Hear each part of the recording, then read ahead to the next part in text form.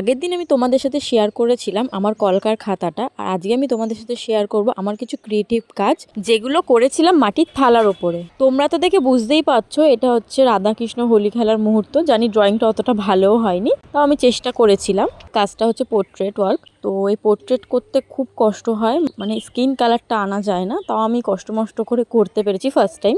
দুর্গা ঠাকুরের ফেসটা যখন আমি নিজেই এঁকেছিলাম তখন আমি নিজেই মানে প্রেমে পড়ে গেছিলাম আমার নিজের ড্রয়িংয়ের ওপরে। এত সুন্দর হয়েছিল, মানে এতটা সুন্দর হবে আমি কোনোদিনও ভাবতে পারিনি। এই কাজটা আমার কাছে সব থেকে পছন্দের একটা কাজ। আমি আরও একটা ইউনিক কাজ করেছিলাম, সেটা হচ্ছে লিপ অ্যান্ড আর্ট।